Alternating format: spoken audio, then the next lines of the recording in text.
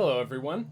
Welcome to the Ultrapond podcast. I am Patient Tadpole, retired speedrunner, and this is my co-host. If you'd like to introduce yourself. FoeCus. Ah, Yes, I yes, would. And very I'm focused. FoeCus. Yep, very focus.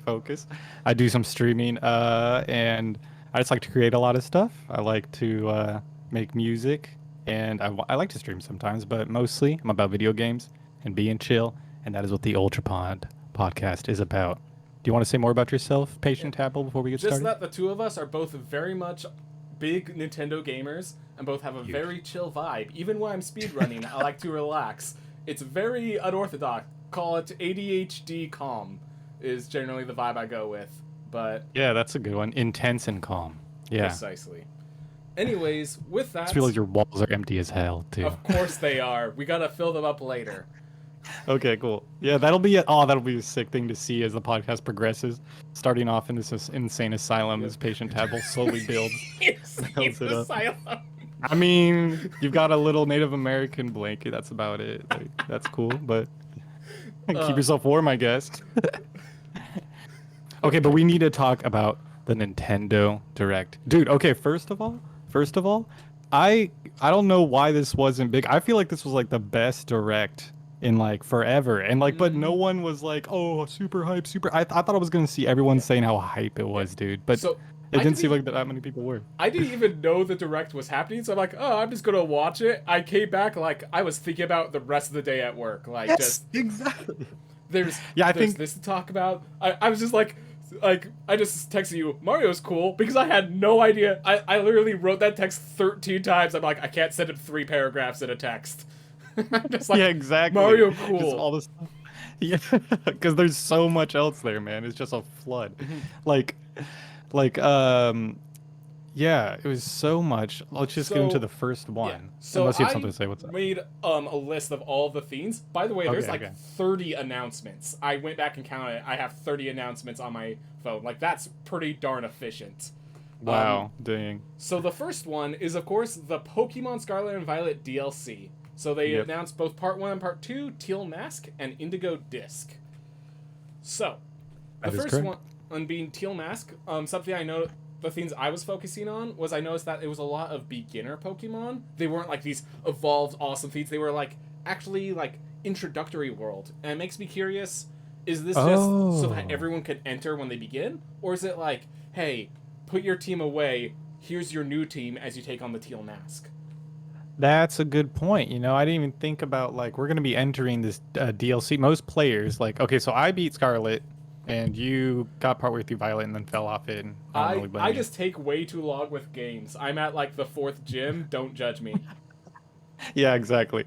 He's trying his best, guys. Okay, but I swear he likes video games. Dude, I just But remember we were watching when I first got there. So let's just talk about Scarlet Violet a little bit, because yeah, yeah, true. Yeah, let's start there. I love the slower vibe of it. Like usually you start up the game and it's this boo, this huge legendary standing up in front of you, but Scarlet Violet's like, all right, you're at school, nice little notebook, take your time, just nice little background music, like That's true. And they even downplay. They do have a legendary right at the beginning, but they really downplay it. Like, because the guy's like, I don't even give a crap about this thing, and it's like a burden. And yeah, yeah, so I definitely like they've actually said like a lot of times, no, take it at your pace, make it your adventure.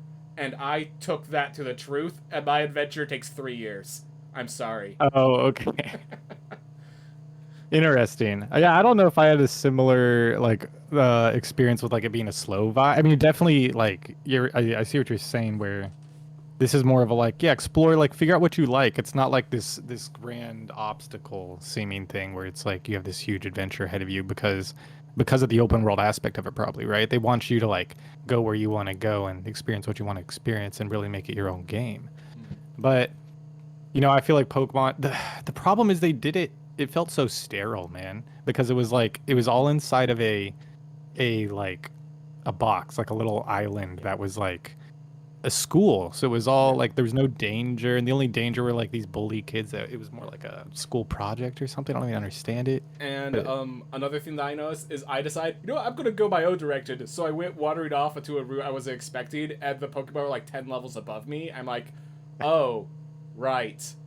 This is open world like New Vegas is open world. You go north and you get killed by Kazdors. Exactly.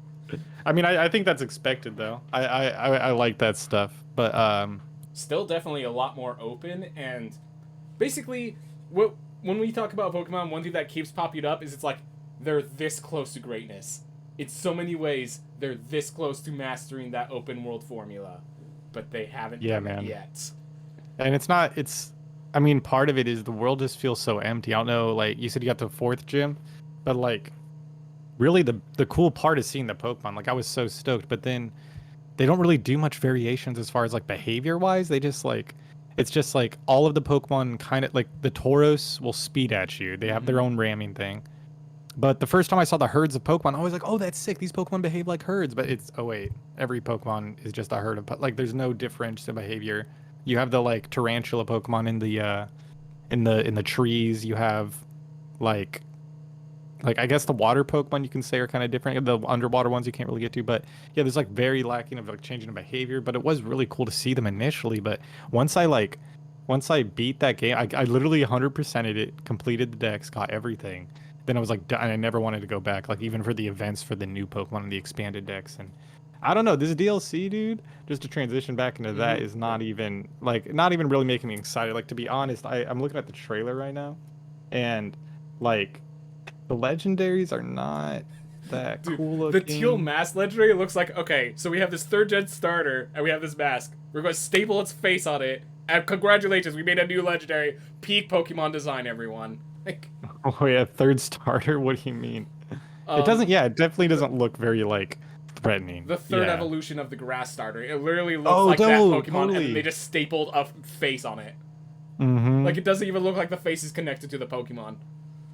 Yeah, it's so. I mean, it doesn't make it look like a mask. Like that's Yeah. kind of their point. But So, like, yeah, the design is really weird. I'm not into it. Like, exact. it's Like, fine. basically, my problem with Actually, I Pokemon. like the design of it. Actually, no, that's the one. I actually do like the design of it, but I do think that it's not like super epic. I think that's the thing. Is like they made this scene to make it like really epic, but I do like the design of the Pokemon. But yeah, I see what you mean about how it seems like a little too weird and basic. I was actually talking about the poison legendaries with the scarves and stuff. Those ones I don't think Oh. they're very cool. You don't like the Scarf ones? Because I thought those guys were pretty nice. Oh Wow. my gosh, we have We are in a fight. opposite opinions. All right, so Well, you're you win the wrong and I'm opinions right. because you We can actually move beat on. the game. If we have a Pokemon battle, I'm at level 30 still. Yep. No, no. We we have to take this to the Pokemon ring, like the actual Pokemon ring. And that's how you determine who's winning. Speaking of battles on that, the Indigo Disc, one thing I noticed when watching the trailer, every fight it showed was a dual battle. Oh, really? Yes. What? So I made sure to take a pause and make sure to look at that, the Indigo Disc, which I'm not sure if this is intentional or not. Indigo Disc being a floating island, immediately I'm like, I've heard of that. There's an Indigo League in the Orange Islands, according to the Pokemon series. I'm wondering Oh, I if there's remember some hearing about Indigo. So I'm wondering if there's a connection there, and if That's a that's good why you see a point. lot of Gen 1 Pokemon in that area. Yeah. Was there a lot of Gen 1? What were all the Gen 1s? I honestly, I saw Machamp, and my mind just went Gen 1. I didn't No, actually there's list all not. the Pokemon. No, there's not that many Gen 1, dude. There's definitely. I saw Magikarp, Seal. Seal's a weird one. But I'm looking at the trailer right now, and it's like a bunch of different kinds of Pokemon. But Okay. that's sick that it could be connected to the Indigo League. Yeah, we gotta keep our facts straight. All right. Yeah. Um, No, I'm just messing. Other thing that I just kind of noticed is they talked about a mask festival, and as we know, like a lot of the Pokemon regions are based off of actual regions in the world, and so I actually looked it up. It's referring to the Day of Ancestors and talking about the cycle of life and the story of those things is what the teal mask is referring to. So What's the Day of Ancestors? What's that? I I just googled the name. I honestly do not know much. I just know it's a South American culture. A Oh, big that's yeah. 3 to 5 day festival. Um, Okay, cool, cool. and yeah, it's about And so it's life, death, based and celebrating your ancestors, talking about things in the past and things of that nature. And Oh, that's perfect for like the ninth Pokemon thing in the series too, because like I feel like Nintendo is like starting to do this thing where they're really like they just released Mario Party Superstars, right? Well, that's one example, right? Where it's almost like a historical.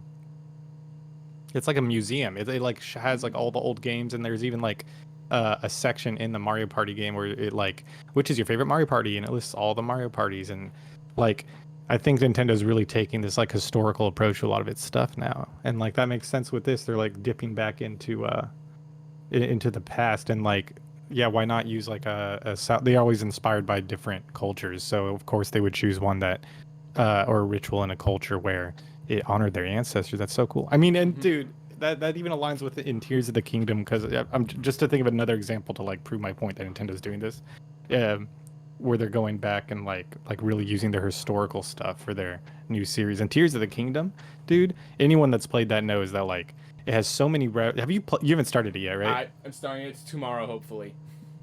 Hopefully. I'm I'm sorry. I promise. anyways, I anyways, like anyways. games, people. Yeah, exactly. He likes games. I was gonna say how many. Yeah, what games have you even played? I But played Guilty Gear. oh yeah, Guilty Gear finally. Yeah, see, when did that come out? But I installed it 2 years ago and finally played it with you. Yeah, like last week.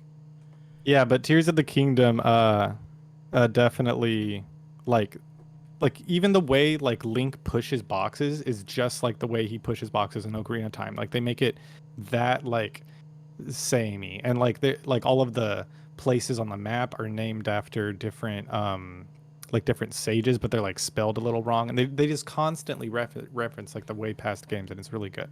Yeah. No. I think And history is going to be a huge theme as we keep going down this direct. We're going to see that theme a lot. yeah, yeah, Um. where Nintendo like compared to Sony and Xbox, I feel like Sony and Xbox. This is why I think I'm a huge Nintendo fan. Sony and Xbox like feels like they go fast and hard on these like huge ideas that are big spectacles, and they're maybe they outperform Nintendo in so many obvious ways.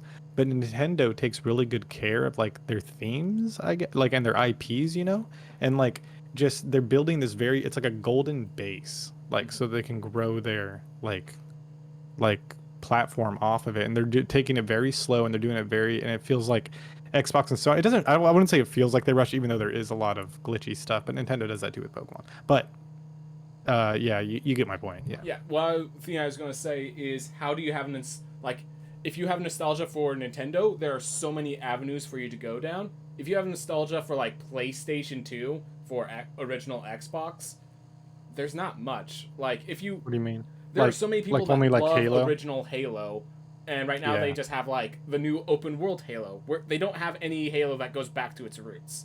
They don't like a lot of those Yeah. themes. They kind of it's past their time. Like they just Yeah. Like they banded Jack down. You have Ratchet and Clank. Final Fantasy. But Final Fantasy's not. That's all platforms. That's just like a good series. That's just Square Enix that might also be doing a similar thing because they're really good with Final Fantasy and Dragon Quest, and but they have their series. what I'm getting at, and like we'll get into this more when we get to the next game. Like the new Final Fantasies are like people compare their combat to like Devil May Cry and stuff. There's none of the turned down. Oh. Like you don't get back that level of nostalgia. It's a very different game, even if it's Yes, the slow okay. world.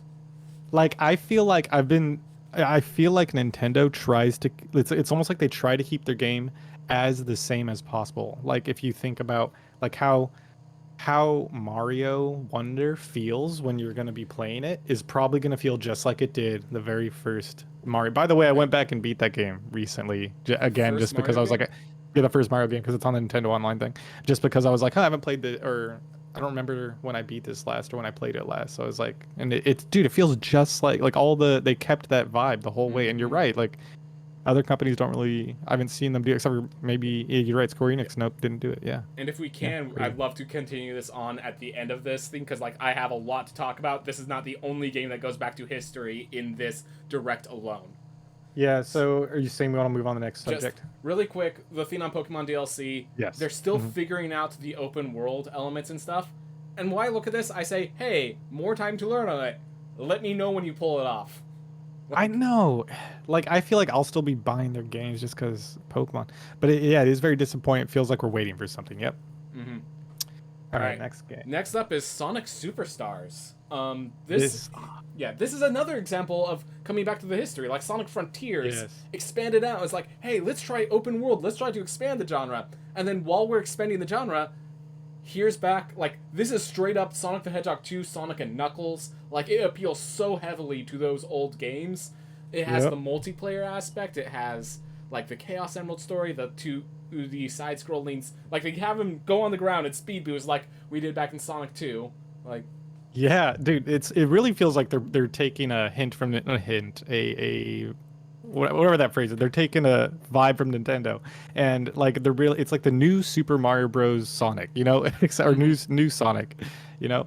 It's like it's a 4-player thing, just like Mario did, just like they did the 4-player. It's they even have new power-ups, but they're power-ups with the Chaos Emeralds, which is funny. Like they're even kind of copying that. But dude, I'm excited for this game. Too bad it's coming out the same time as Mario Wonder, because I'll have to play Mario Wonder instead. Yeah. But... Also, I don't know how they're gonna pull off 4 players on one screen in Sonic. Yeah, like, dude. How many times were you playing Sonic 2?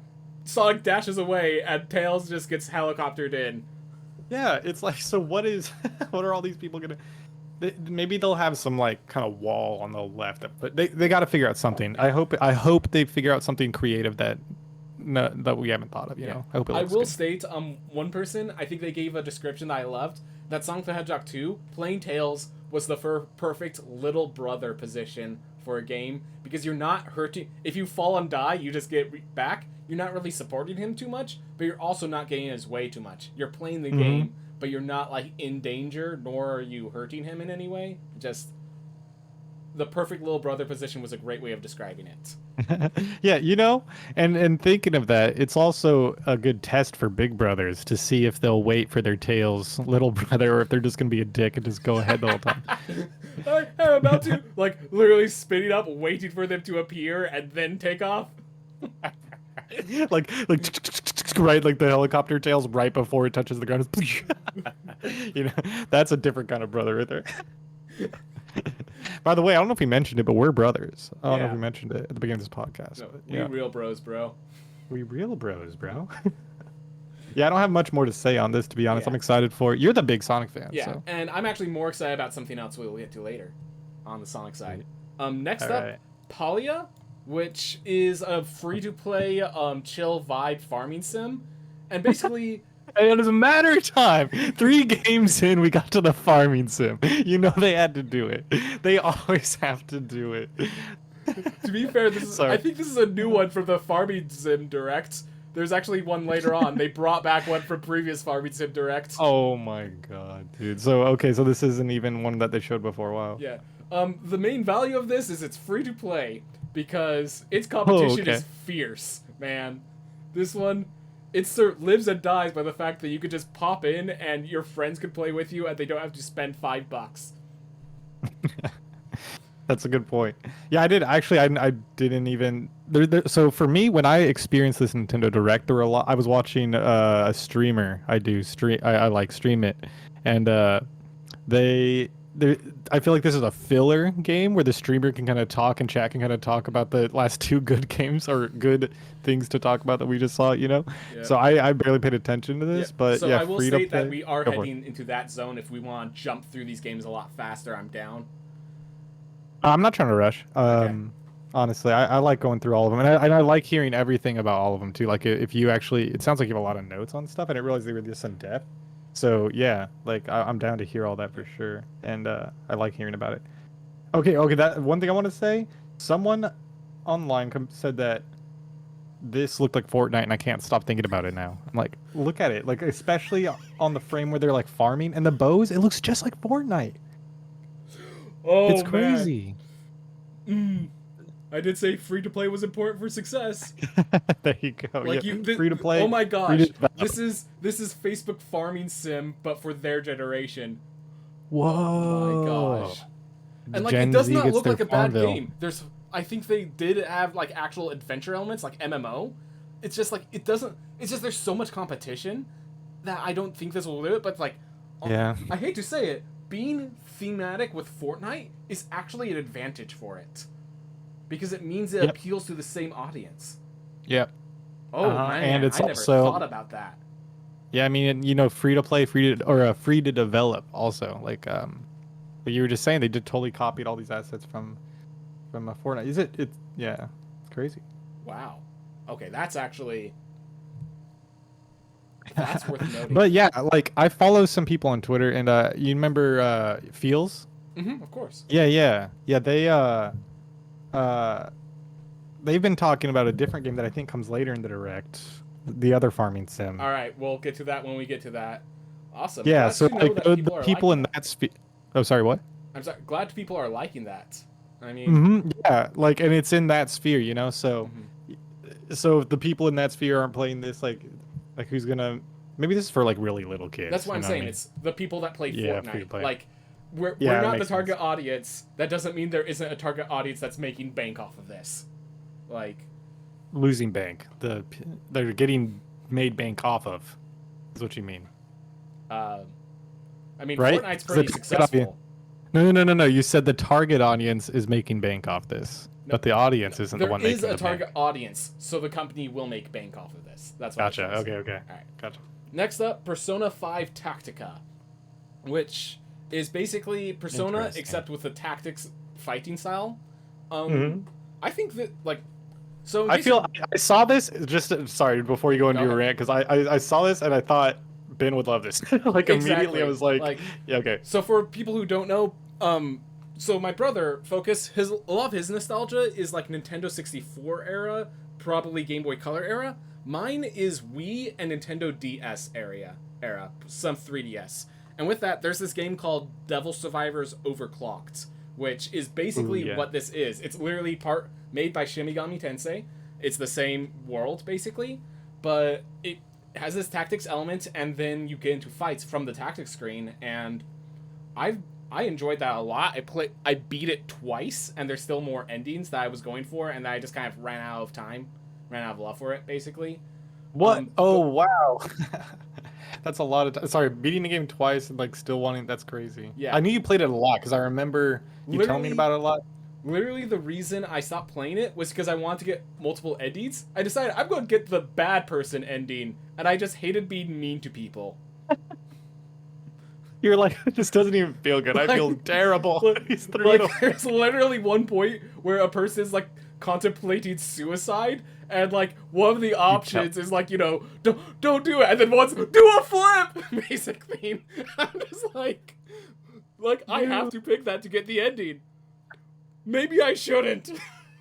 It's like this isn't even worth it for the completionist. The I mean, completionist and you couldn't even do it. yeah, the completionist in Wow. me never beat Undertale in that way, so Oh right, yeah. no way it's doing it on that, because that's a much longer game to be doing that for. Dude, I don't blame you honestly because those games where they're like the graphic novel style type of games where you kind of make choices like that. I mean, you're supposed to appeal to your emotions, so I'm not gonna like go there if I don't want. You know what I mean? I'm not gonna be Exactly. So like hella evil. It I just feels bad. I went first good, then practical, and then when I went to dark, I got like 3 days into the 7 day cycle and just stopped. You're like, this is actual evil. Yeah, this is like I literally just spat out a kid's grave. Like, we're done here. Dude, Look, what? it's that game gets dark. Anyways, Yeah, Persona 5. back Persona 5 Tactica. So just looking at the visuals, it seems to really apply like the American War of Independence. Like they look like the coats, the British soldiers charging into the field, and we know that they're a rebel leader is the person we're helping out. Oh, that's cool. So like I'm interested in what they do with that theming. Generally speaking, I think we spent a lot of time talking about Shin Megami Tensei. Cool story, gets really deep, can get dark if they want to. I think Persona goes a little lighter, more on like emotional than like this is the way Okay. of the world, dark, evil. Oh, yeah. Like, I think it's a good idea that we should talk about our history with each of these games a little bit, just to like give people our perspective. So think is Persona probably 5, good. yeah, we have Persona 4 because I understood the value of Persona 4. I got it for like, I got it hella cheap when it was at GameStop. But, oh, he's gonna show us. So it's like we own the game, but I've never played it. Yeah, exactly. Yeah. I mean, I don't think it's like. I think last time I looked it up, it's not actually like that hella rare or like hella expensive, but it's cool that we got it for hella cheap. But especially since they reprinted it so many times. But yeah, we've never played it. I've never played it, I but we're never into pulled it like out the of its Ben's case. into. It might not Huh? even be in here. You've It's never opened to check. it's in here. There's 2 discs. I didn't know this was a 2-disc game. Oh, dude, yes, I never knew. We opened it for years. But but yeah, Ben would know more about this style of game. So Yeah, yeah. because we also the first Shin Megami Tensei game. So a lot of people introduced to Shin Megami Tensei through Persona.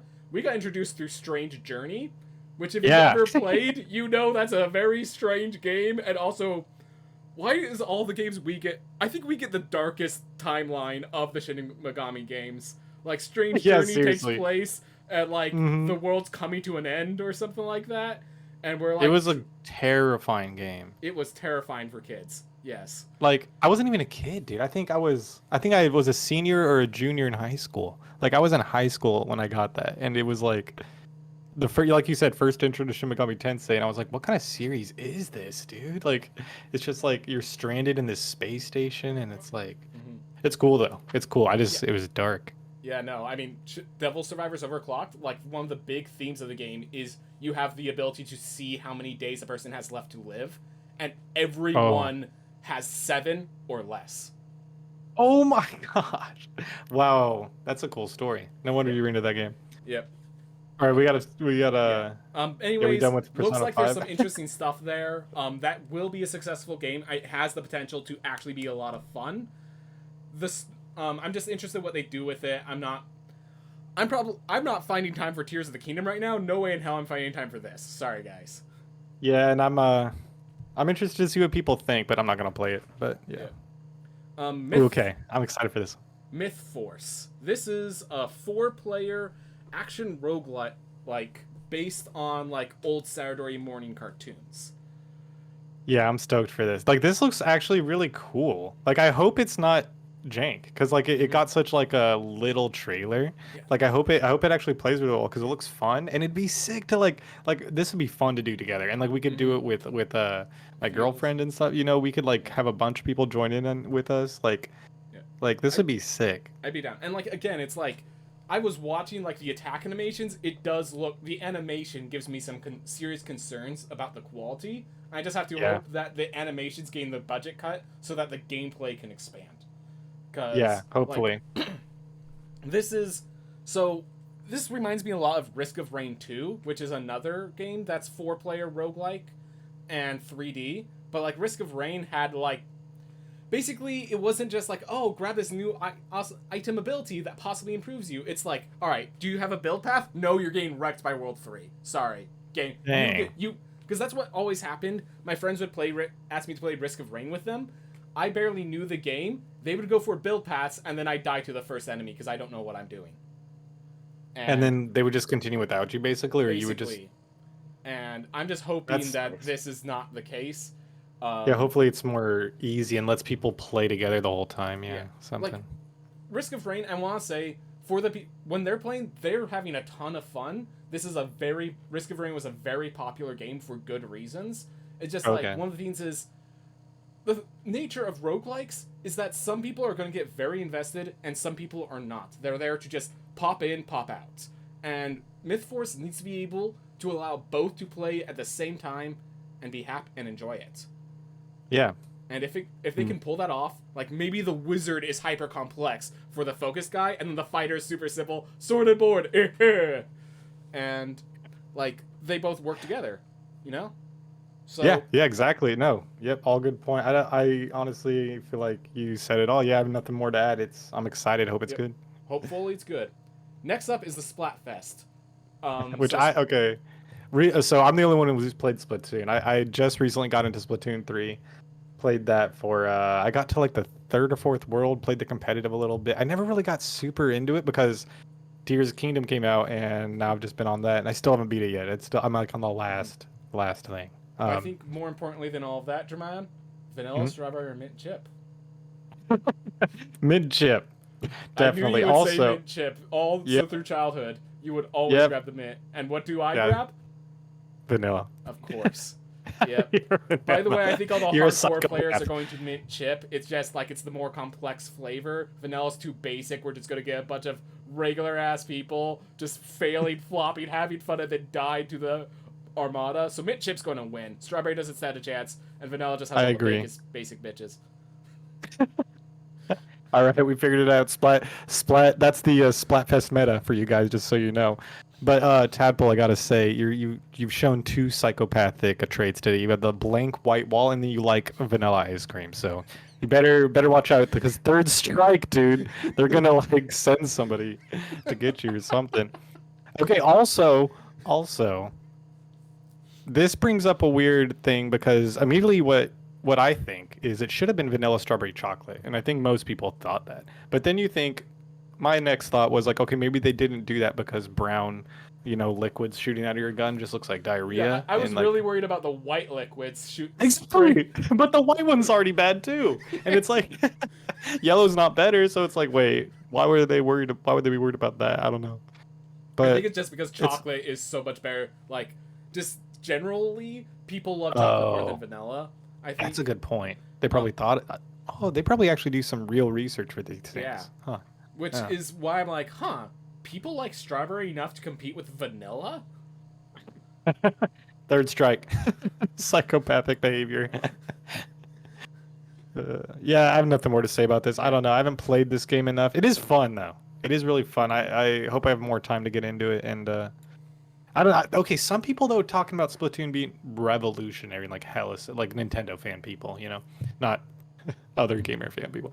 But I definitely don't think it reaches that level. But maybe it's just because I'm not a shooter player. Neither of us have really played shooters too much. I think the only shooter I've played is Borderlands, and Hmm. arguably it's not even a shooter, it's a looter with guns. Oh.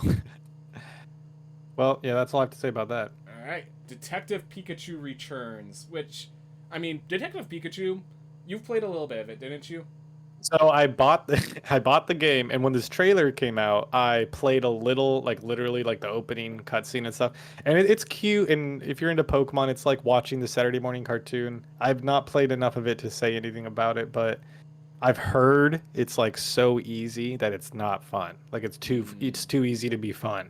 Like, but it's kind of like if you're really into Pokemon, you could think about it as just like a mini movie, kind of. It's like a movie game. You could just play it, I guess. Yep. If you're trying to put a positive, I like it because it's Pokemon and it's cool graphics, and I actually think that the coffee liking Pikachu is pretty cute and charming. I think it's cool. By the way, personally. the movie was fantastic. Yeah, the movie is hella good. Yeah. I love the little twist that the person wearing glasses the entire time was a Ditto. Like, Wait, what? I didn't even. You see much more details than me. Wait, in this trailer? no, in the movie. Oh, he's in the movie. Yeah, I don't remember that part. Okay, yeah. got it. That's really cool. Anyways, yeah, basically it's a continuation. The one flaw is it was too easy, which Pokemon, that's kind of expected at this point. True. The problem is there's no Nuzlocke challenge with this, I don't think, so... If Pikachu dies, you lose the game. But wait, If it's already Pikachu dies, you destroy your Switch. you snap it in half. Yeah, I've that's about it for this one. The next one I'm really Alright, the excited next about. one's another one. Finally, the streamer's done talking. Time to show them another impactful story. So... Yep. They go in the scene, and like the moment they show it, like the animations. So as I said, my era was Wii and DS, and just so happened there was a game on the SNES.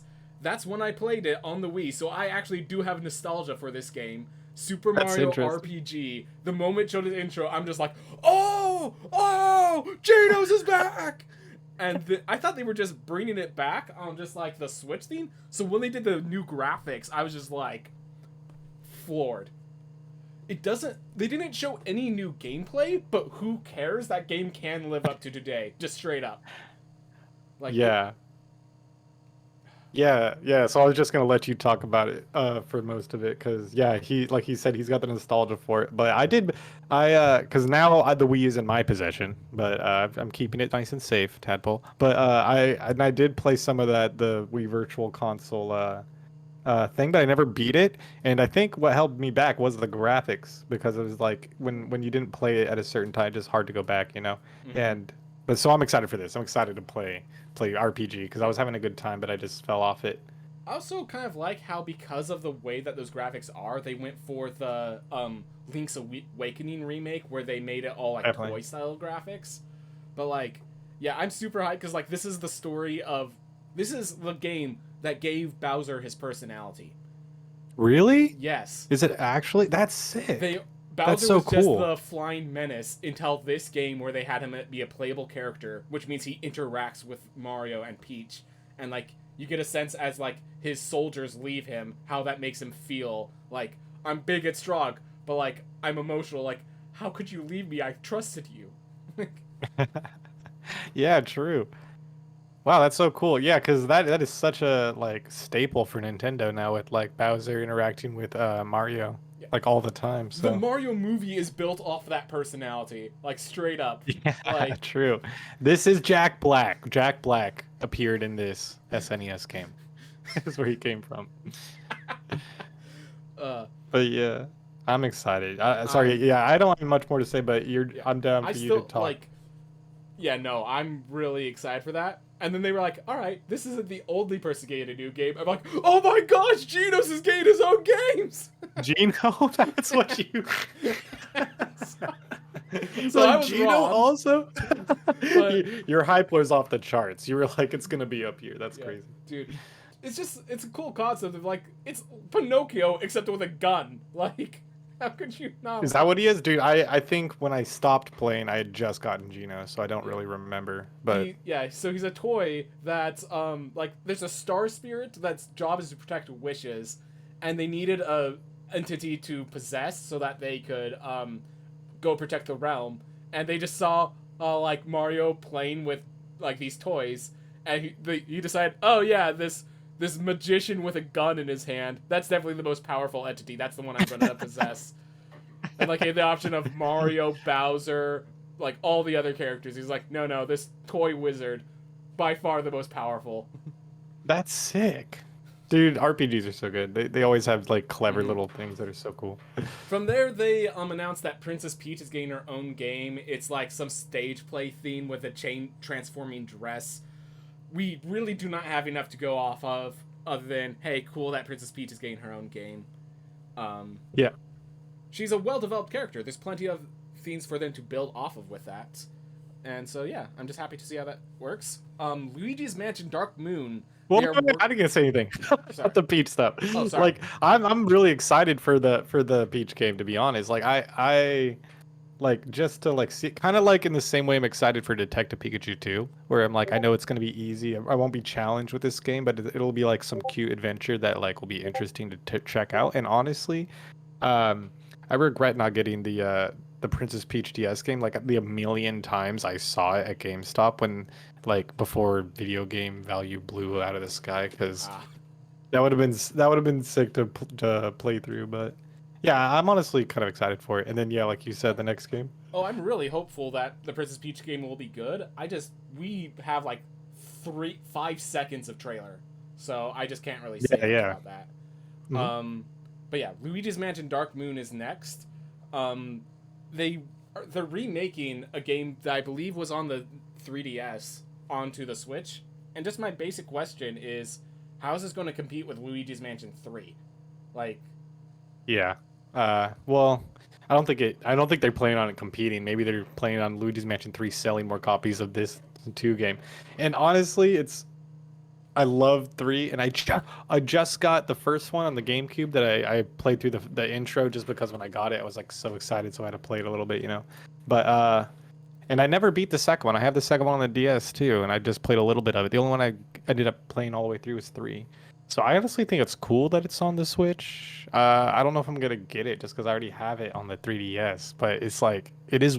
I do want the screen upgrade, but like it feels like a waste. yeah, But it's pretty cool. it's one of those things like when people were trying to get into Metroid, it was good to have those old games all available, and this is the way of making the entire Luigi's Mansion series available. But like at the same time, it's like this is remaking a game that already exists. It looks like they're just updating the graphics. That's what they said. So Yeah, and it's like, is this gonna be $60? yeah, that's the big like, question. like, it's like I feel like they were gonna do like 40, but even 40 is like I don't know. Mm-hmm. But yeah, still excited that it exists though. That's Yeah, pretty cool. Pretty glad cool. that And exists. dude, the Switch is about to get like every Nintendo game on it, dude. There's Mm-hmm. gonna be like every Nintendo game on the Switch. It's gonna be crazy. Dude, exactly. Like one of the things is, so I'm not sure if you know this, that anytime there's a game that you can't find on like a Switch, so there's actually a law. If you cannot play the game by reasonable lawful means, illegal means are justified legally. So like That's basically sick. all Good. those way back machines, all those like games they could play on the NES through like console ports and stuff, you can all legally have those emulators because Nintendo isn't giving you a proper legal way to support and get those games.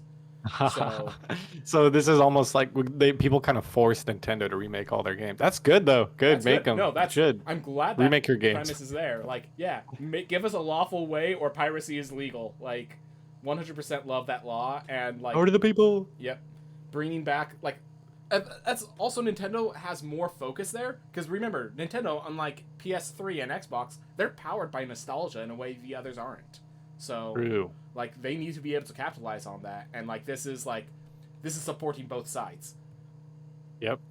All right. Really cool. Next up, Batman Arkham Trilogy with all the DLC is going to be given on Nintendo Switch. I don't have much to say about this personally. Like I mean, I've heard the games are really good. I've never played them. Mm-hmm. But I think I looked it up. I don't know this for sure, but I think like the games, if you get the physical, aren't you still have to download more of them? So like the cart won't even have them all on there. You still have to download the games. Uh, Yeah, it's yeah, I don't know. I'm not excited for. I don't care. I missed the window that you had to enjoy this game. You know. exactly what I'm saying. Like, it looks like it's a great game, and then God of War. I'm watching someone play through God of War right now, and it's like, why would I stop with Batman when I could literally throwing this ice axe through their head, then stabbing them with a spear and using the blades? Okay, like, there is Like there's just newer stuff now. yeah. This is Exactly. this created the landscape, but the landscape is here, and the landscape is fantastic. Why are we going back? Yeah, I mean, there's nostalgia, right? Maybe Nostalgia. there's probably some people that are looking at this like, oh, I remember oh, I can't wait to play them all again on Which my Switch. Yeah, Which so. congratulations, Nintendo is now grabbing the nostalgia of Xbox and PS3 fans because I know, right? this It's like wasn't who? on Nintendo. It's so the Wii and the Wii U. I think it was. I think there was some Batman Arkham games on the Wii U. Oh, I did not know that. Guess I I didn't know do enough you wouldn't research. think it, right? Because like who would get that on the Wii U? But Yeah. it was. Yep, all of them were on the Wii U.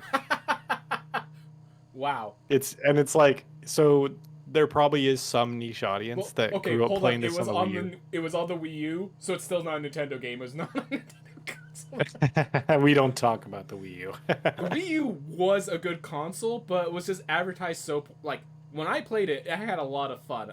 I'm sad that Dude. it failed. I heard someone say that if they released the Wii U with Mario Maker, it would have succeeded. And I was like, that's smart. That's probably right. Because Mario Maker was the Mario game for the Wii U. They didn't have like a core Mario game when it came out. And there's a lot of stuff we could talk about with the Wii U. That's another day. That's Yeah. another day. But All right. yeah. Gloomhaven was the next, which this is a big popular board game that a lot of the decks and strategies Really? that they're talking about is talking about the game itself. It like Sellers of Katana has a bunch of DLC and stuff that expands upon the world. It's a team fighting against the hordes sort of thing. My main problem is basically everyone that would be down to play the intense game of Gloomhaven has Tabletop Simulator on Steam. They already have another way to do this. Yeah, I know nothing about this game, so thank you for educating me. Yeah. Yep. Maybe we'll play it one day, but we'll need like 5 others. Oh god, it's one of those. Yeah. Those are fun though when you when you get the group together. Those are sick. Yeah. No, last time I played a game like this, one of the characters suicided himself for fun, and so it screwed us all over. I'm just like, dude. It just sounds like a lame guy. Who's that Yeah, guy? exactly. Well, it's because it was a pickup group, so no one really knew each other. So, Damn. all right. Next, next Just game. Dance 2024. Yes, they are I playing. feel like they songs from the always have one of future. the. They what? 2024. They're playing songs from the future. Oh yeah. Yeah, this is. Yeah, why would they name it 2024 edition? That's weird. What? Anyways. Anyways, Yeah, who cares? Like, Ex- but I feel like there's always a Just Dance trailer, right? Isn't there always one in There's every director? well, the other one was Sombra de Amigo, but yeah, basically a Just Dance trailer in every one. And the thing is, we No, haven't no, just no. 'Cause, like, I mean, like actual people. Sombra de Amigo is like, I think actually a cool game, right? Isn't it okay. not bad? Like, I think there's fans of it. I don't know, I but will I feel say like that just the people. sorry, I will say that like dancing games are like we're not saying it's bad. They're party games that you can't really invest into. So like, Yeah, there's no story in a dance game. They're fun. Like I love DDR, but yeah, what were you saying? yeah. It's just like, I pretty much ended my thought, but yeah, like these are like what we would play with like family friends and like, yeah, not for us, not for the gamers, not for real gamers. All Yeah. right. Next up, Silent Hope, which is basically Children of Morta but with an anime vibe.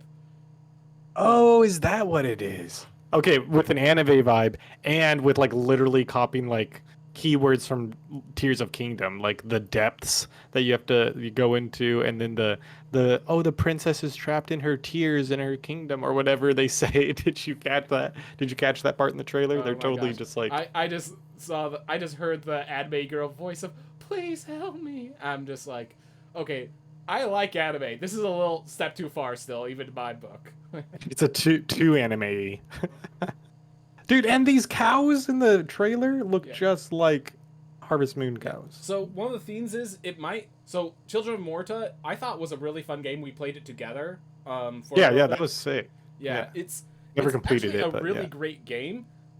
But one of the things is I noticed that with those cows, with those animations, I'm wondering if this has actually more emphasis on expanding your arsenal than the roguelike elements. Because they don't actually use the word roguelike. They just say changing dungeon. I'm wondering if this is actually Yeah. meant to be like an endless dungeon crawler like a Diablo style game. And just with this cartoony effects. Because I did notice that this actually has quite the variety of enemies in the trailer. So maybe I'm like simplifying Yeah, this I don't see idea. how it would be like Diablo. Like, I don't know what you mean. Like, not with the Okay. skill. Maybe more like where the base gets leveled up. Is that what you mean? Because I could Yeah. see the base getting leveled up, but Um. did it show the So characters having skill tree or something? all I meant by Diablo esque is that at the top end you have your build and it's just kind of like grinding through the dungeon in a way. It's not like the build is kind of once the build is complete, it's just kind of like this kind of grind dungeon crawl fest, and it's trying to appeal towards that vibe instead of that's what I meant by Gotcha. the Diablo. I gotcha. Okay, okay. Yeah, for sure. Yeah, really good observations, man. Yep, anime game. I'm not into Yep. it. All right. So this one, I didn't have much to say, but this is the one that apparently you were saying Feels had a lot about. This is Oh Fae yeah, Farm. This is the one that was yeah. shown in the last direct, and they brought Yeah, back up she's been here. digging it apparently, like playing it a lot. I watched her play a little bit of it, but oh wait, not this one. There's a whole nother Pixie Farm game too. Altia That's Ryza. crazy. I don't even maybe I don't know. I thought it was this one. Actually, I don't know if Fields has played this one. Okay, got it. All There's right. another fairy farm game, but yeah, I don't know. I'm not excited for this. Yeah, no, it's just basically it's like, all right, here's 12 farm games. I play. Listen, I have the time to play one. Which one's the Yeah, best? but for And the customer, for us, that's kind of yeah, sick, that is right? sick for the customer. It's Even though just the right choice is Stardew Valley. yeah. So I'm kind of interested. So Altia Ryza is this is where Rune Factory was a Final Fantasy Harvest Moon. Altia Ryza looks like a Harvest Moon style Final Fantasy. So I was kind of interested in interesting. that. So Is that in this direct or is that that from was in the the previous direct, and the fact that it didn't came back is also like, what happened with it? Yeah. yeah, I have no idea. But anyways, it's another farming sim. Next up, Yep. Hot Wheels Unleashed 2. Yes, I'm actually stoked So for this. And you played the original Hot Wheels Unleashed a lot, right? yeah, I played it a lot. I do want to bring up one theme though. So like first of all, great. Love that there's more tracks. The way that they show boosts in this looks like so one of the things is boosting was really difficult to do the skilled boost you need to do sometimes, like to put yourself back on the track. This it looks like they've altered it so it's easy to like do the shortcut to put yourself back on the track. It's not like you need to spend all this time focusing on learning the skills and then you make a mistake and you get thrown off course and end up in last place. It looks like That's they keep actually going, did keep that going. well. So like right off the bat, that's fantastic. If you want to jump in real fast, this is when to do it. Yeah, because that was my experience. Because I only had a little bit of experience playing in it compared to you, and that was my experience. It was like I would just fly up the course, and I was like, dang, I really have to like learn this game. And yeah, that's a good observation. Because yeah, that'd make it way more fun, and it was already fun the little bit I played. So. But then we get to the theme, and it has to do with a little bit you've played. I stopped playing this game not because it wasn't fun, but because the loading times between each track was like a solid minute or two. Like, yeah, that's a Switch port, right? Yeah, I don't know. Switch I wonder port. I wonder if that was on the other ports too. I don't know. All I could say is, unfortunately, that loading time was so severe it ruined my experience of the game. So I'm excited for Hot Wheels Unleashed. I'm getting on Steam. Sorry, Nintendo. She has one a good experience with this game. Yeah, no offense. But I think the reason we both have like such good nostalgia for this game is because we had Hot Wheels Turbo Racing on the N64, and whenever you unlocked cars in that game, Hot Wheels Turbo Racing. Yeah, Hot Wheels Yeah, the announcer was sick in that game, Yep. And I just remember like you needed a memory card to save the game, and like we didn't have one, so we would just like play that game and unlock every single car every time we played that game. And it's like, I remember the locations of every single car. It's like, okay, we're playing. Hey Ben, can you just spend 3 minutes getting us ready? Yep. And I would just run through all the tracks, gate all the carts, and it was a lot of fun. Yeah, it's like a fun. Yeah, and I remember, oh wait, I just want the plane car. So and we knew exactly the plane you get it from going to this thing and this. Yep, it was cool. Good game. Excited that they're still making them. Honestly, yeah, because I was. So we haven't done our podcast, like the time that we did our podcast Census Direct compared to other podcasts is a while. You know what I mean? So I've watched a lot of podcasts talk about the Direct already, and they a lot of people just skip over this game. I'm like, no. Like, no, this is good. They're like, next. And I'm like, no, dude. This is you don't such understand. a good game. Like, it was killed by the loading screens, and just like, you have to really learn how to use those boosts. They solved the boosts. I think a lot of people just see Hot Wheels game and assume it's carried by its branding and don't think it's anything of quality at all. I think they just assume, you know. But I'm no more.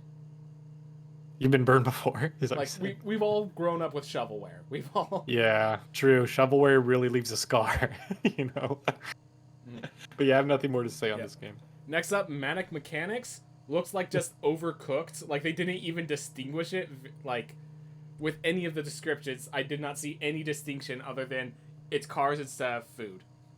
This literally looks like a Mario Party minigame, dude. The whole game just looks like a Mario Party minigame. Like, I don't get it. This looks... if you play Overcooked, it's the best Mario Party minigame. Okay, and so... It is just that, but they do it really well. It's apparently a lot of fun because you're all working together and just gets into this stupid hijinks. But, it just looks like more Overcooked, which, by all means, but... Like, I have heard people love the game. Yeah, we already have Overcooked. Sorry. Yeah, we don't. Are people asking for more Overcooked? Like, are the Overcooked fans? Honestly, yes. Oh, well then maybe.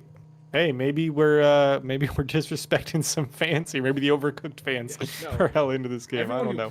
Everyone who's into this game loves this game. But yeah, it's just like a Mario Party minigame, just a really good Mario Party minigame. So you know what I'm starting to realize? Like at the beginning of this Direct. I was talking about this Direct. I was saying how like it was one of the hypest Directs that we've ever had, and I think, like even the bad games, I'm still like it's something like I like to look at them still. I don't know. Like there are a lot of good games, but I'm realizing there are a lot of bad games in this Direct too. But somehow they're not like hype killing bad. I don't know. Like they seem like they belong somewhere, you know? Like the worst game here is Just Dance 2024, which is hype to look at, nothing else. Like exactly. It's like, all right, it's keeping the vibes up while we're passing through this. Yeah. Exactly. Next up is the DLC for Mario plus Rabbids. And there were two things that I kind of noted, because I'm like, they're not really saying much about this, but they said the important things. It released later today, so it's already out, and with the release, they're giving us a demo of the original game. So this announcement was more of, hey, go play it, see if you like it. There's now more available.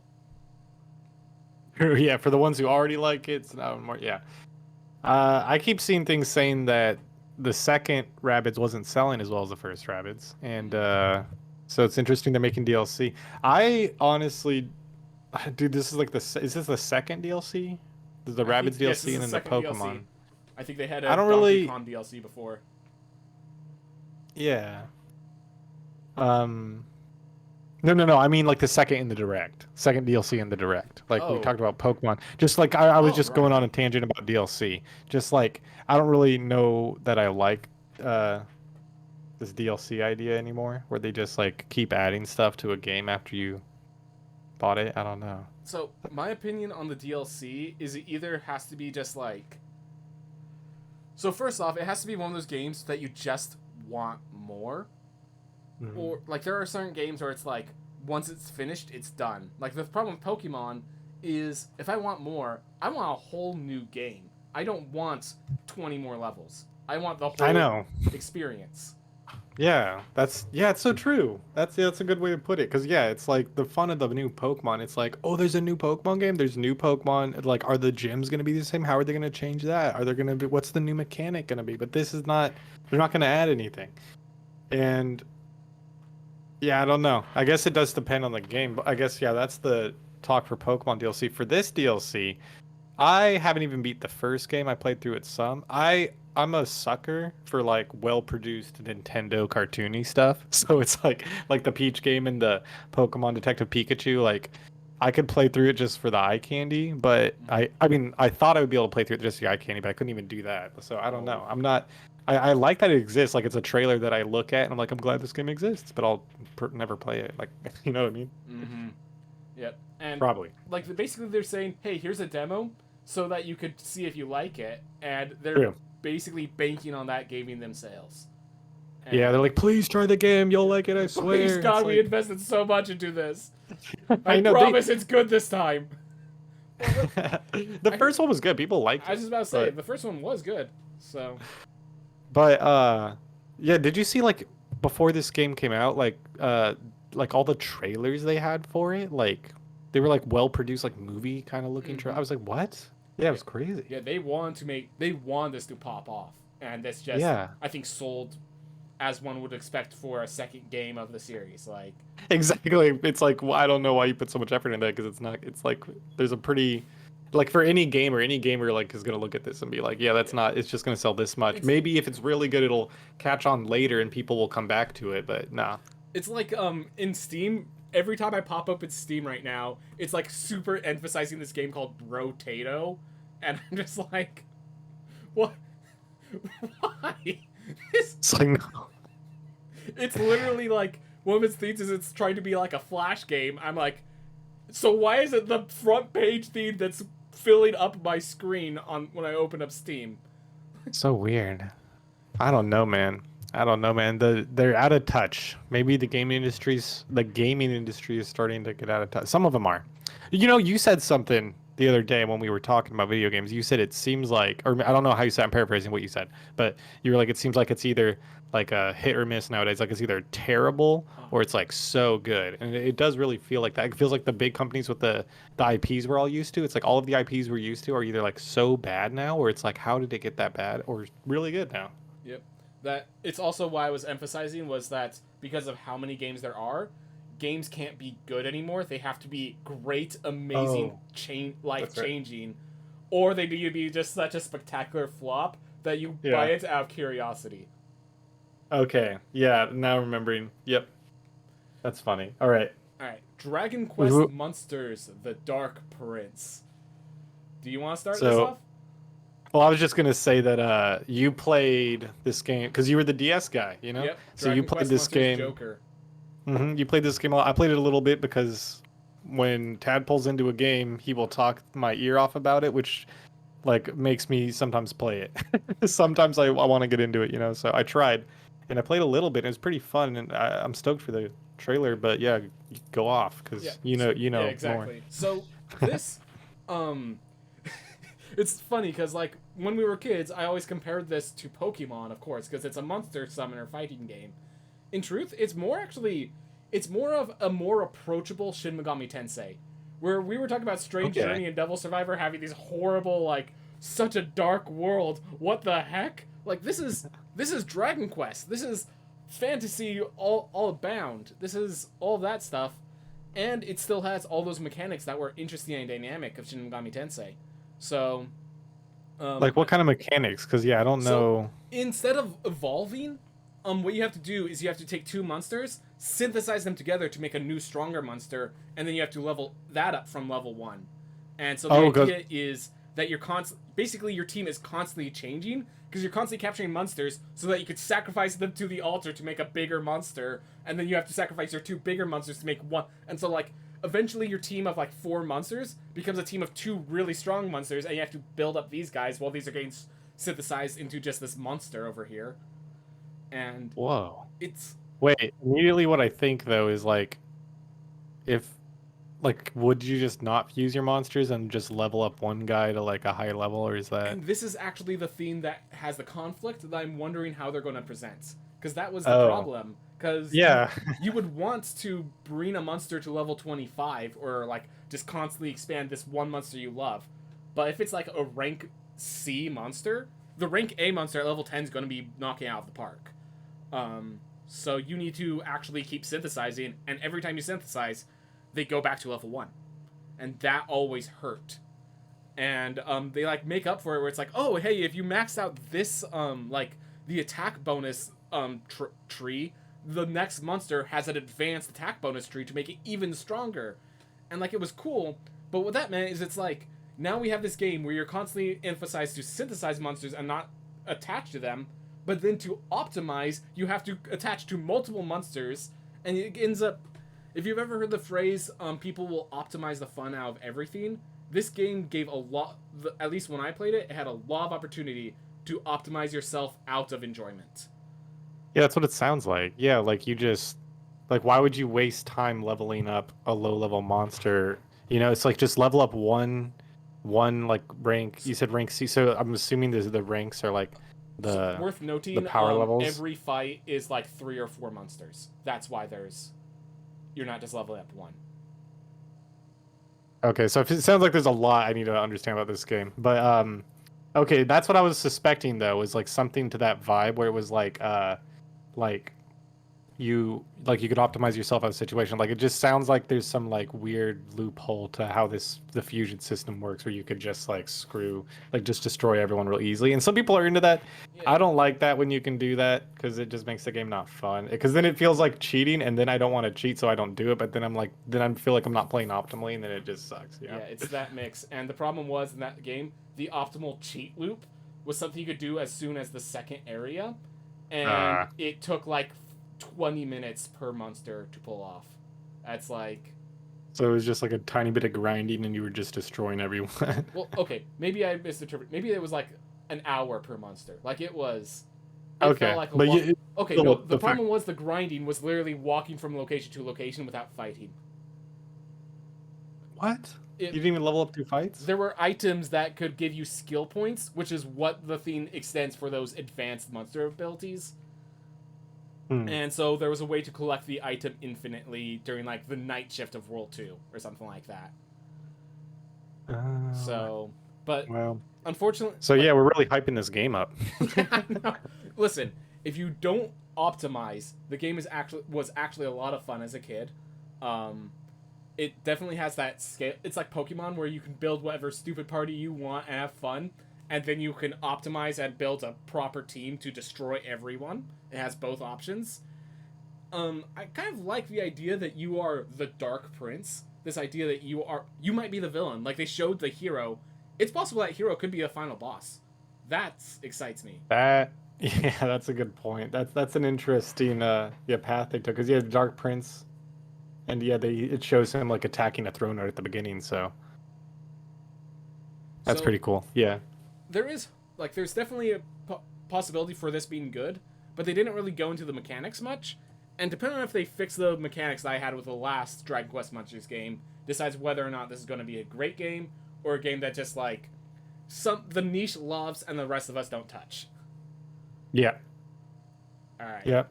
Now we have this is one. Sorry. No, I was done actually. I realized. Yeah. Yeah. Next up, Pikmin 4. And I will tell you, I have like 5 bullet points, but the first one is give it over to FoeCus. Yeah, because I'm the Pikmin fan. So yeah, Pikmin was.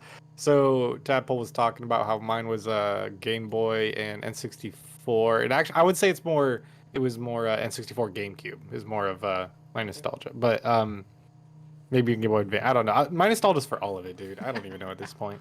But yeah, I was huge into Pikmin, and like we got Pikmin 2 first. Played that. Pikmin 1 was. I went back played Pikmin 1 on the Wii. That was sick.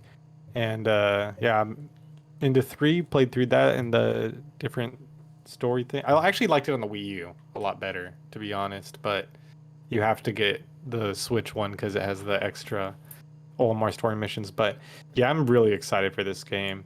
I'm glad they're not showing too much of the story stuff because that's the part I really like and the interesting to get surprised with. And I thought I was gonna keep myself away from spoilers, but it's crazy how they just like proved it was for sure a human world now. Like they were keeping it so vague before. I think 3 it kind of I haven't played it in a while, but I feel like 3 kind of confirmed it a little bit more. But there's a lot of implications too that like Olimar might be crash landing onto the planet on purpose with the way how it's like and then we crash like the trailer it's like then we crashed on the planet again and it shows or it's like again and like sarcastically like how does this keep happening, you know? And then they encounter that furry looking captain that looks just like Olimar. So it's like wait, is that just Olimar? And it's a pretty cool like new lore dump that they're kind of doing and that the fan base is like putting together and people are saying like oh wait is Olimar purposely like shooting down these crafts and he wants to escape his family. And in Pikmin 2 he even talked about how he like started to resent his family and like wanted if you look in his other notes, you know, he just likes exploring the land. So it'll be interesting to see how it turns out and I'm really excited for it. Yeah. Do you mind if I lean into a bit of that questioning the story and the world? Because you say you were keeping it spoiler free. So I noticed with the whole Dandori battles, this Olimar looking theme, one of the things that I thought of, the Pikmin, like, by their nature, they are made to follow a commander. But we've only been the only other commander we've seen. But for that to be a theme in their biology, there has to have been other commanders before you. Oh, like natural commanders. Yeah. Like, those Dandori battles were like, oh, who's the better leader that decides Well, who conquers. no, wait, maybe, but also, if you think about the legend of the Anunnaki who came to Earth and showed us how to do everything,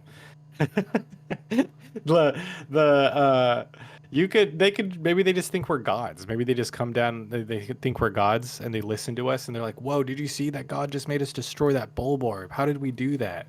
Because okay, at the end of the first Pikmin game, Olimar leaves with his ship, Right. and then it shows the Pikmin looking at a Bulborb after he left, and the Pikmin go attack it without Olimar saying anything. You know, Olimar doesn't have to command them; they just start doing it. So I think it's more of that type of situation where the creatures coming down, these Hokatates. There's 2 types. I don't remember the 2 different types, but there's 2 types of like humanoid creatures, and it's Hokatations and something else. But whatever was from the 3rd game. But yeah, maybe they come down. They just seem like gods to the Pikmin, and they just like teach them all these different things, and the Pikmin just listen to it because they're just like higher level beings, you know? So gods, not invasive species. Got it.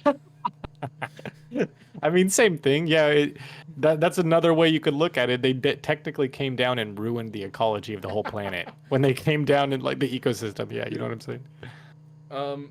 So another thing I thought, so for the Night Endeavors, they showed off the new Pikmin type. Oh, sorry, did you actually go spoiler free? Oh, no, yeah, I've seen. No, I'm not going spoiler free. No. I've seen it all. Yeah.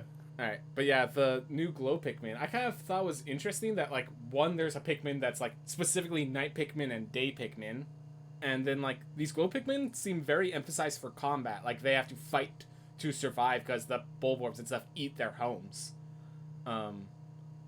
So, Yeah. I thought it was cool, like, one of the themes that they saw is they, like, all form together to, like, Spirit Bomb all the Pikmin attack at once. Like... I thought that was kind of I'm interested to see how it works out.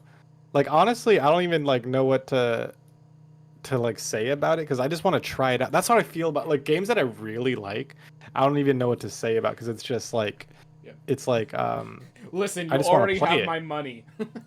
Yeah, exactly. It's like I don't even know what to say. Like, yeah, I want to see what the ice Pikmin do. Like, if the attacks are different or something, or if there's like there's an implication that there's going to be an orange Pikmin. Like, but yeah, like the glob Pikmin or whatever, the green ones, Glow. they the glow Pikmin. Yeah, yeah, their attacks are way different. Yeah, I don't know why.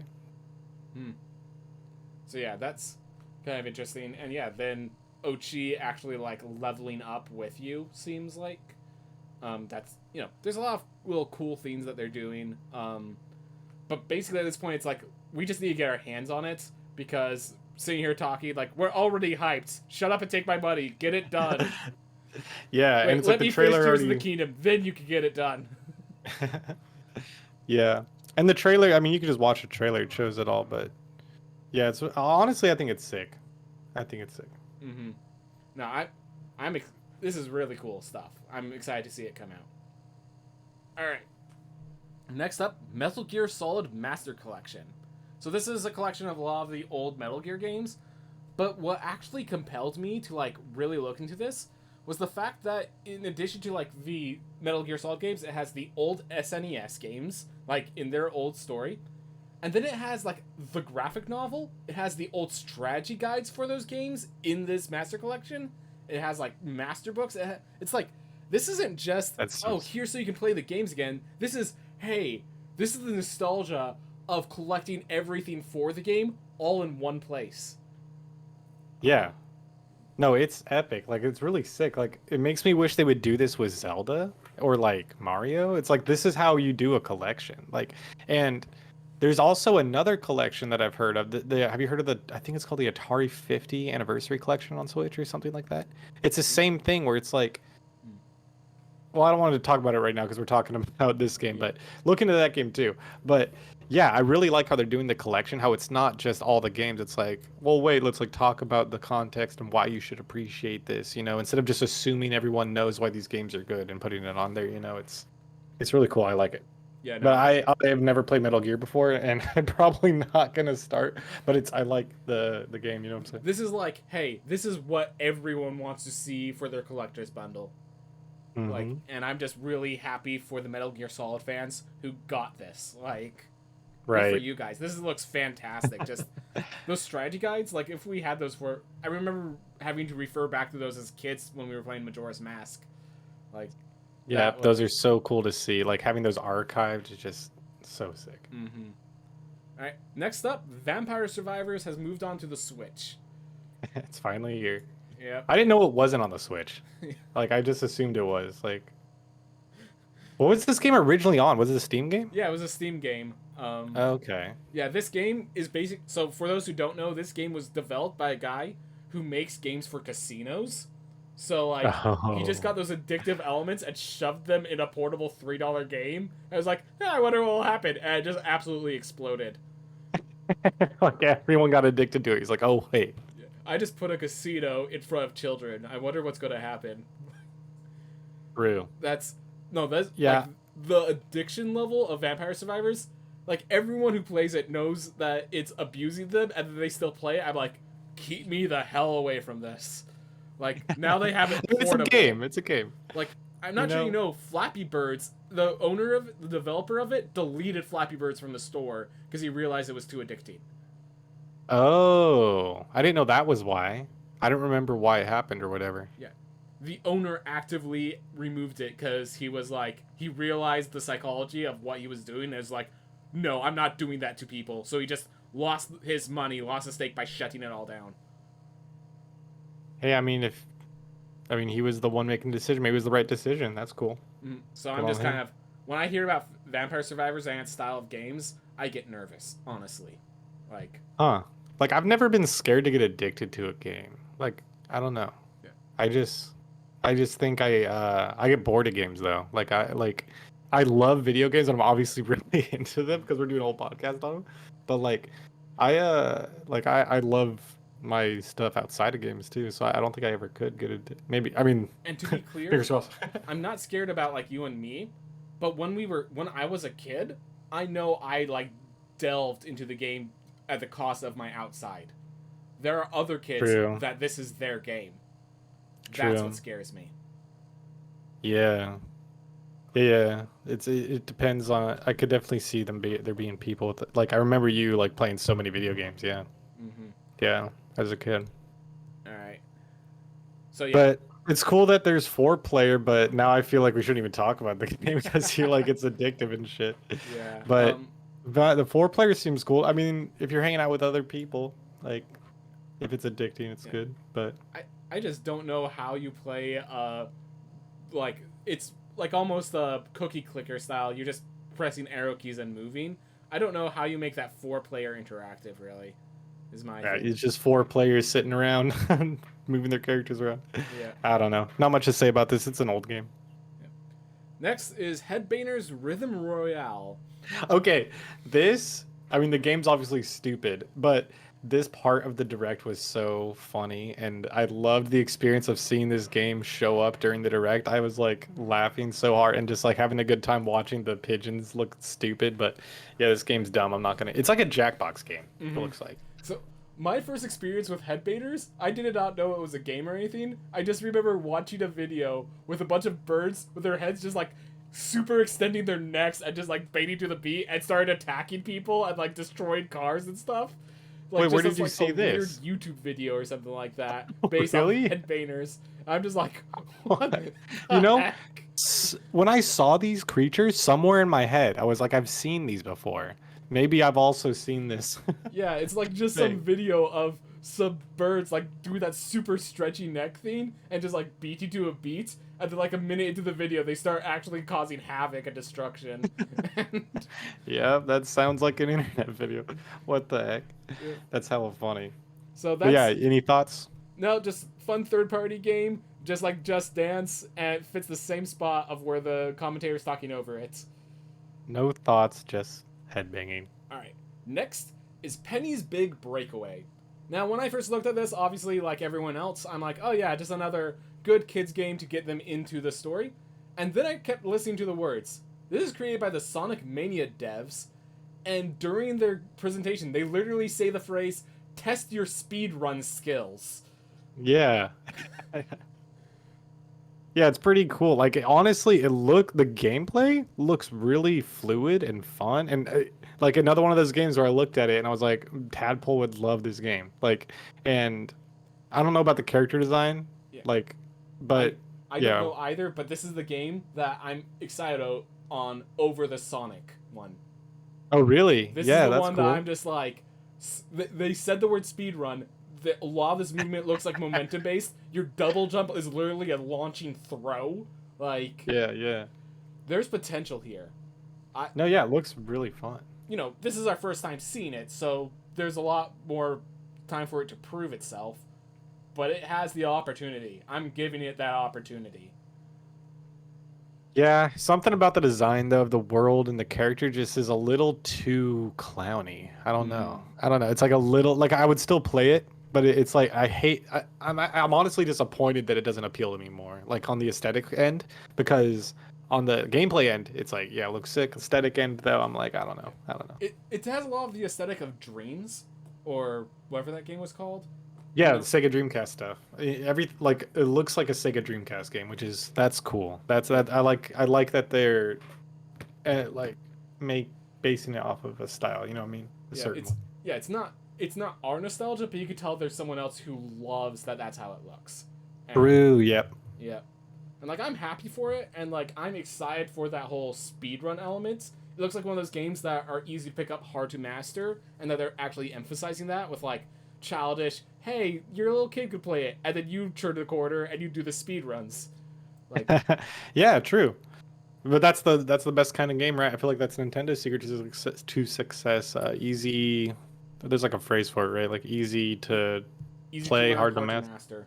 There we go. Yeah, thank you. All right. Next, and this we were talking about the DLC stuff. This is Mario Kart 8 Wave DLC. 5. You know, I like this DLC though. This is a game you can add DLC to and it's sick. But also, it's sick because this game's been out forever and they started adding it. I don't like it when they do like a racing game like this or a fighting game where they release it, and then there's like a DLC like 2 months later, and it's like, what? Like that's just like DLC should come out like a year later. You know what I mean? Mm. Like if it's coming out sooner, it just feels like we're getting scammed. I guess. Like the I game's guess that's it. incomplete. Yeah, like the game's incomplete, and like yeah. Anyways, I'm excited for this though. I'm undecided on the DLC situation, but it's So yeah, my opinion is that there are some games that are built for DLC and some that are not. As we were talking about yeah. Pokemon, Okay. we just want a whole new experience. With Mario Yeah. Kart, every new course is love. Yeah, it's like the tour ones are a little washed, like is the quality, but it's still like new Mario Kart is sick. Like the courses, like I love it. Like here's the thing. It's like imagine if because every was it we're on the 8th one of this franchise. The big draw of the franchises is sometimes a little bit of mechanic tweaking, but then it's the courses that people really draw into. And so it's like Mario Kart 8, it figured out its mechanics. People love its mechanics. Well, we can't improve the mechanics, but we want to give people more courses. Here is our solution. And as you say, they waited a year because they took some time to think, is there a way we can improve on this mechanics and make Mario Kart 9? And it ended up their answer was no, so they made DLC in its place. That's a good theory. I mean, you're saying it like it's but yeah, that makes sense why they would do it that way. I don't know if that's exactly how they thought it through, I'm sure it's not. Nintendo does, like they have said before that, or someone, I don't remember the exact context, but it's definitely online where someone asked, I don't know if they asked them, but they were like, can't you just remake this game? And Miyamoto or someone was like, why would we remake? We're not going to make the same thing twice, or we want to add something new to the world. You know, they don't like to go back and make the same thing again. So I think you're totally right on like assuming that like that's how they thought of it. They probably like, yeah, what can we improve? Not the mechanics, but the courses. So how do we add that? Yeah, that's a good point. And they've done it well. If they haven't done it like that, that's how it has been imposed to us, and it's really good. Well done. And on that note, there is one other game that I'm still waiting for their DLC for, Mario Party Superstars. Yeah, that one. I would have been okay with DLC. I mean, I would have been mad, but I just wanted it. Yeah, come on, guys. This is succeeding, is it not? You've shown Right? it off every Nintendo Direct. It's succeeding, right? Continue. How are you going to expand Mario Party? Oh, you're not? Great. Not actually. Yeah. But yeah, new characters are pretty sick. They have Petey Piranha, Wiggle. I like Kamek. Kamek is cool. I'll be honest, I look at the new characters, I'm like, we don't already have King Bubba on?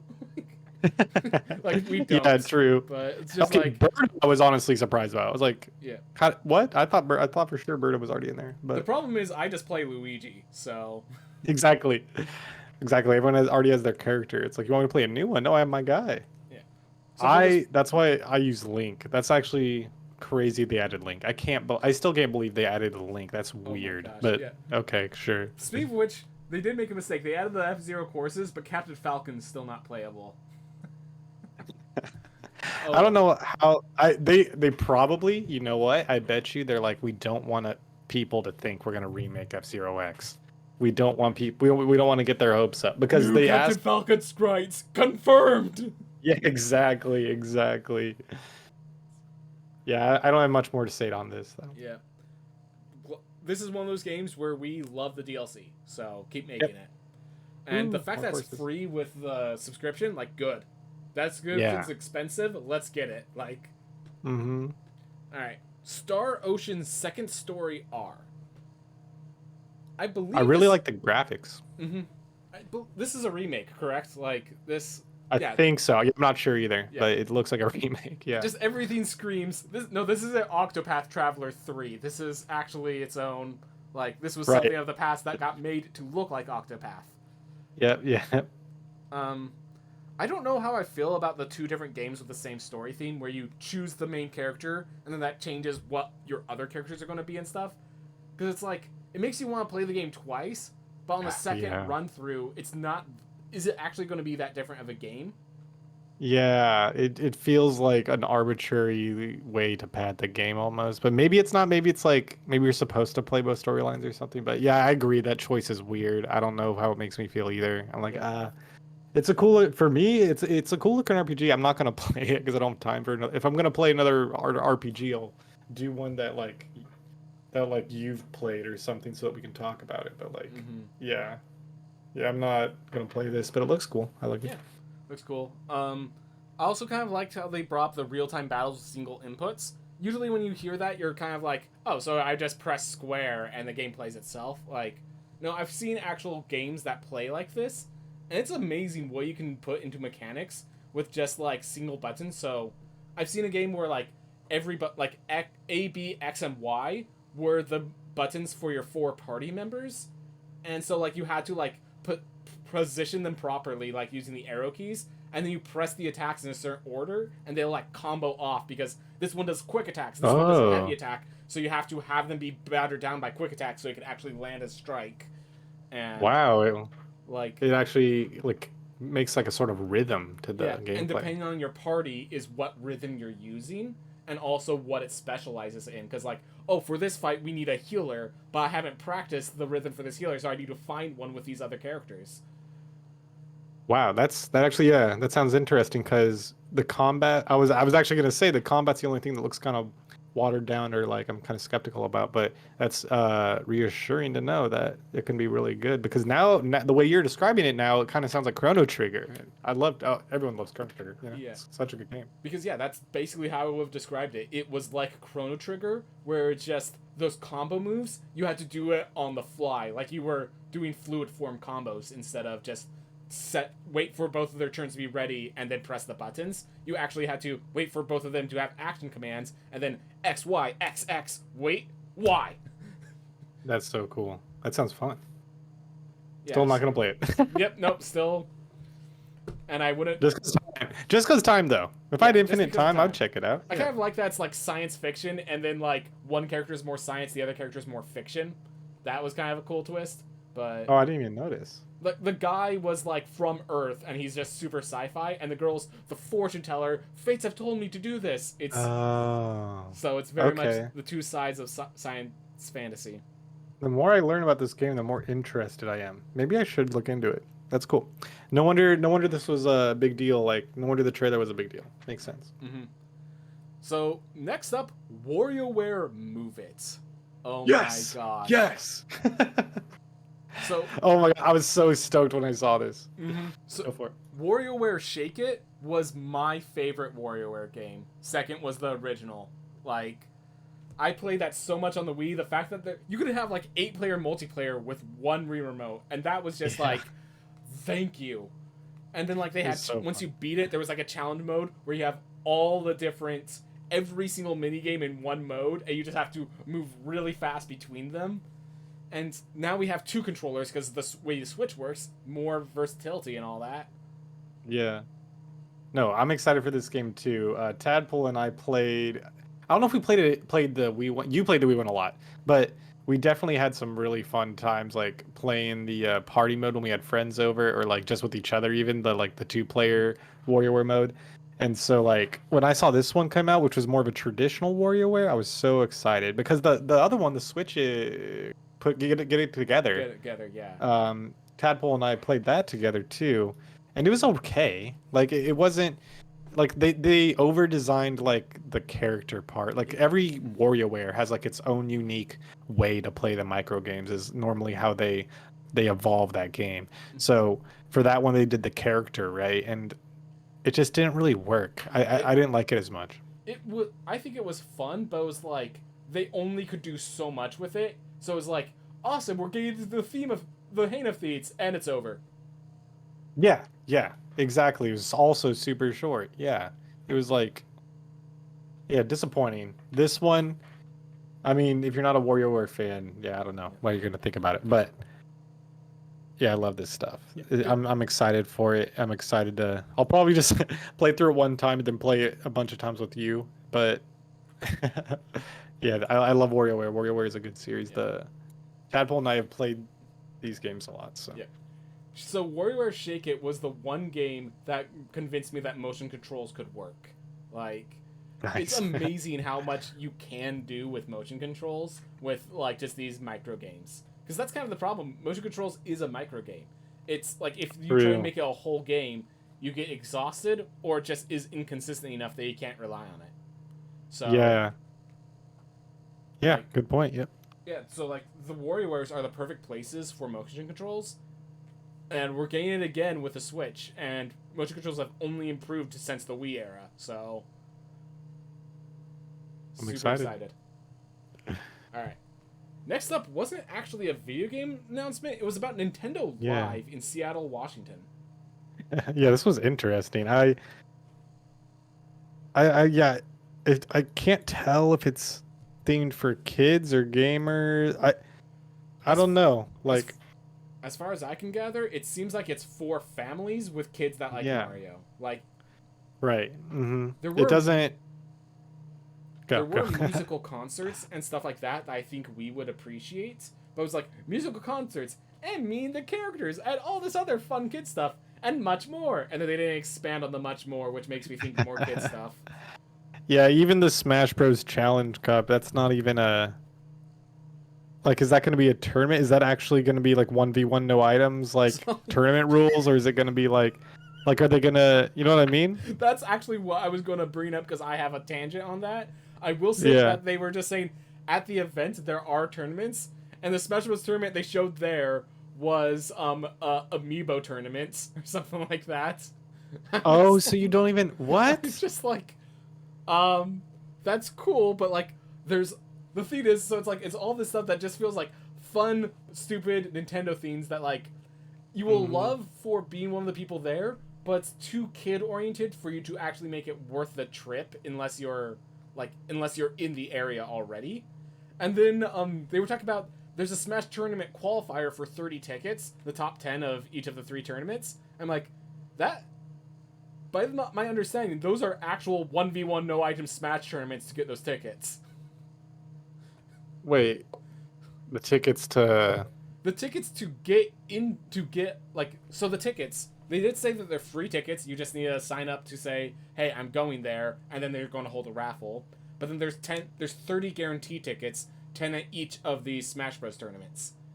And as far as I can gather, the Smash Bros tournaments to get into the events are like 1v1 no items sort of tournaments. huh. Which Okay.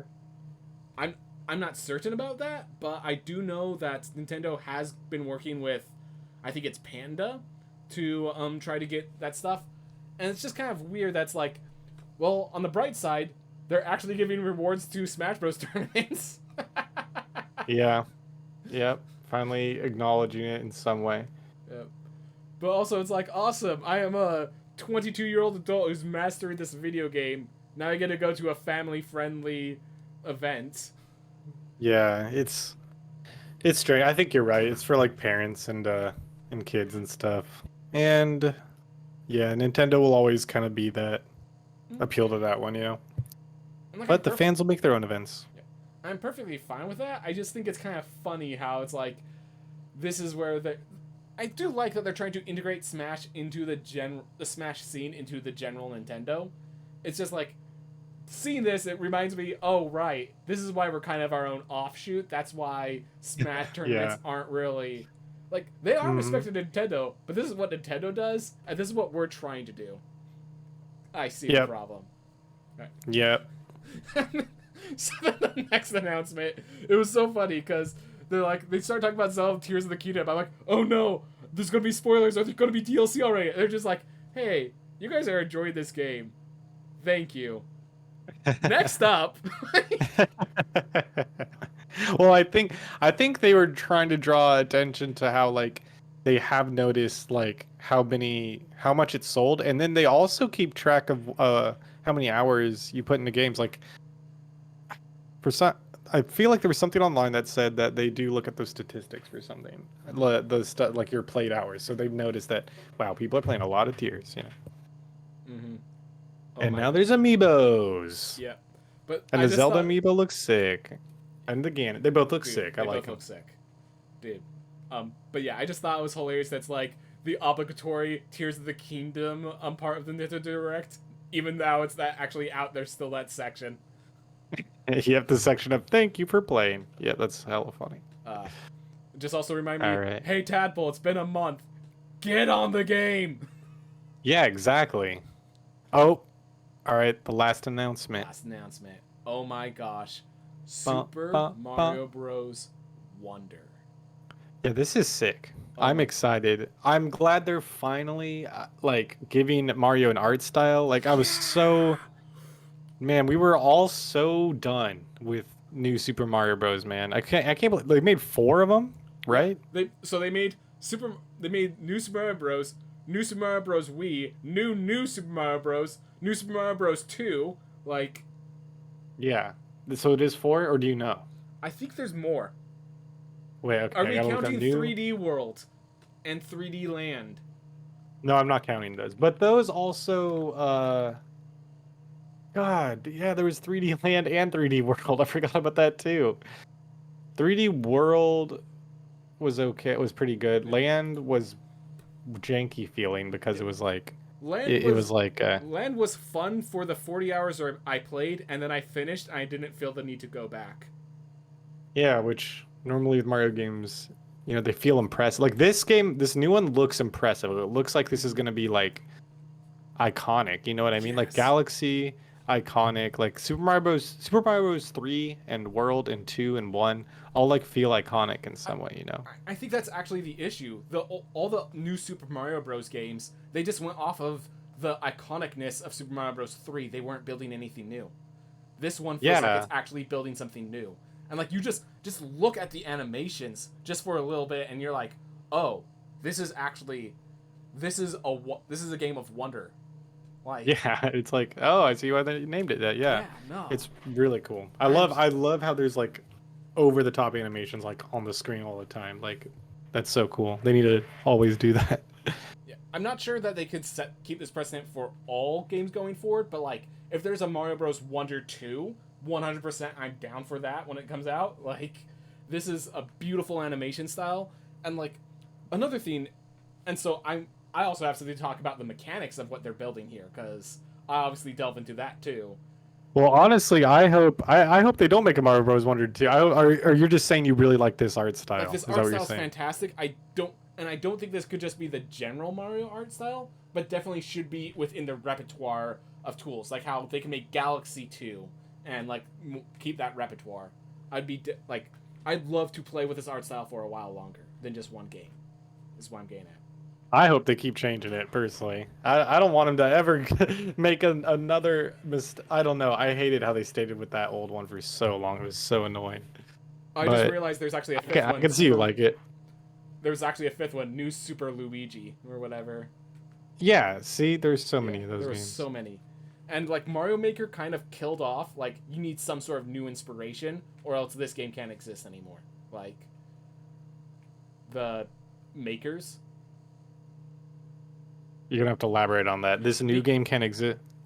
all the new Super Mario Bros were just more Mario because we wanted more Mario. But then the Mario Maker came out and now we can design our own levels. So you can't just make more Mario, it actually has Right, to be Nintendo. something Okay, new and unique. gotcha. Yep, exactly. It was like, yeah, if you're just gonna pump out like not copy pasted, but like levels with the same assets, like we can just make all of our own stuff. Yep, and that's what it felt like. It almost felt like I did at one point feel like they kind of just gave up on Mario when they made Mario Maker 2 or 2D Mario. I was like, what's gonna happen? But yeah, Wonder is just like, okay, cool. They're finally coming back to it. This is gonna be sick, and it looks really good. And like, I just love how crazy they got with it. It's like Yeah. the pipes move, like everything's different. Like it's not what like they knock the flagpole down. They're just like doing all this crazy stuff. Uh-huh. Like, so it's like you don't know what to expect. It's literally Wonder, like Yeah, you said. every Cool. stage is a new. And so one of the things that I'm like, so this is like a mechanical side why this looks fantastic. So most Mario stages kind of build upon this concept of we're going to add this element, we're going to introduce it to you here, and then slowly we're going to develop that element so that like it just like that becomes the theme of the stage, and a lot Hmm. of the and by the end you've kind of mastered it, you've quote unquote mastered it, but you can't, they had to do it in one stage, so you get to the flagpole and it's kind of they throw that away that theme and move to the next one, and that doesn't really come back. And while that kind of feels bad, it's also how some of the best Mario Bros stages are made. Um, this Wonder, the way those Wonder seeds work, where you just like you jump in and like just alters the stage entirely. They can actually, those look optional. It looks like you can just skip those, which means it's like, no, you can finish the stage, or if you really want to master this mechanic we've introduced, here's changing it. We're going to expand entirely. You now have to actually master it, perfect your skills if you want this additional Wonder Seed. Like, maybe that's what the late stages do, but it's like, there's all these ways they could expand upon the concept of what could be introduced in a single level. Yeah. They, with the... Yeah, I have no more to add. Yep. Yeah. Exactly. That's cool. It's just like, from a design perspective, it also just allows so many opportunities to just make, like, basically take the formula that has made some of the best Mario games, some of the best Mario levels in the franchise, and it's just like, here's a way to expand upon it. And it's just built into Mario Wonder. Yep, it's just universe shifting. It's like, oh yeah, anything's possible. Could anything. It's like, oh, sick. Mm-hmm. Yep, I'm excited for it. I'm excited. Oh my gosh. Yeah, now looking back over this whole direct, like there's like we were talking about at the beginning how it feels like Nintendo kind of has taken this historical approach to their games, or like they really care about the very beginnings of their games and like keeping them like consistent and like and the historical part of it. And there's just a lot of remakes in this direct, and there's a lot of old games. There's not like any new IPs or anything except for that Yo-Yo, but I'm talking about from Nintendo, the Yo-Yo Girl. Also, kind of just states on that. Yeah. Going into Mario Bros. Wonder, that's actually appealing back to the past of Mario, where it's just like, oh, this is weird man who could grow with mushrooms, and it's like, oh, what's the next world gonna be like? Yes, exactly. It gives you that. It gives you the wonder. Like, wonder is the base of Mario that was lost because we just understand him so well now. True. Yeah, I hope they switch it up with the worlds. Like, it's not just grass world, ice world, blah, blah. I hope they like do something weird where it's like just I don't even know. I don't want to predict it. Like, I hope they blow my mind, you know? I have one prediction. Just the last world of like 1-8 or whatever. You enter the Wonder Zone, and it becomes like an 8-1 world where all of a sudden everything catches on fire and becomes lava. And yes. Dude, if they did something like that, see, like this game makes it seem like that's something they would do. So yeah, like you're saying, like this aesthetic kind of opens up like it opens up a lot of design space, you know? Oh my god. Having this metaverse shifting aesthetic. But yeah, do you have any like final wrap up thoughts for it? Because I feel like it's a very historical. My whole thing was like I just feel like there's kind of just shows Nintendo's strength in their history and in their IPs, and because there's no new games, and not even just Nintendo. They had the Metal Gear remake, the Batman remakes, the RPG had that remake. And like for me, it was really exciting to see all of it. So I was like stoked, but it like nothing like super new except for the new Mario. But it's the same old stuff, but it's new, and that's like Nintendo's strength now, and it shows. No. And like on that point, it's like no one else could do a direct like this. There can't be a PlayStation Play, whatever they call it. No one unit could do this. You know, like no one other than Nintendo could pull off like this, because they managed to have nostalgia without showing too much of the past. They didn't like suddenly, oh, here's more of the N64 Game Pass for your Switch. Like they actually were showing new games and still managed to keep that nostalgia intact in a lot of ways. The only weakness is because we were talking about we kind of have Pokemon fatigue because we've had so many games that are so close and not nailing it. So I will say the intro was weak. That is the only thing I would note. Yeah, I think they really thought they were going to catch people with the Pokemon. I think they were like, oh, this will get them interested. And I don't think anyone was. I feel like most people are like, except for obviously, there's like hardcore Pokemon people that will never get enough of it, you know? But for general, I don't think so. Yeah. So like the Pokemon DLC, it was supposed to carry us to Super Mario RPG. Honestly, it didn't. But then that Mario RPG, I rode that wave. Oh my gosh, I rode that wave for a while. Yeah, that was exciting. Yeah, and yeah. Yep. Yeah, I rode that wave all the way to Pokemon 4. And then, just how many games they introduced. As I said, there were 30 titles on this. And it wasn't like, oh, here's some games, and then 2 minutes of just flashing game. Like, they actually stopped for every single game on this list and gave it a little something. True. So they've gotten really good at figuring out how quickly to jump to the next theme, how much time to spend on each of the themes. They did really well with that. That was something I also noticed. Yeah, I feel like I want to give this direct a rating. I want to give it a. This is hard because this is the first direct we've rated, but it's a very good one. I'm gonna go with 8.5 out of 10. I was gonna say 8 because the two themes, the Pokemon TLC was weak, and they, as I said, the timing stuff, they spent too much time on Splatfest. I think, like that one was like 2 minutes, and it's not even like anything new for the game really. I feel like they're really trying to force Splatfest to be this like thing that maybe the Splat people are into it. I don't know. Yeah. I can't get into it, and it's not even like there's a lot of things that I could look at as not a fan and be like, oh, this is cool. I'm not into it, but that I'm just not into it because I'm like, I don't know. It's like, are you not having like these are like weekly events? Can you not have weekly events if they're not shown on the Nintendo Direct? Yeah, exactly. Yeah. Kind of whatever. So those were the 2 weak points, and like I think this was fantastic. It's just like 10 out of 10. It needs to blow my socks off. It's like when I saw the 4 for Metroid Prime the first time, and I screamed. Like, we need something like that for it definitely to get need 10 like out of 10.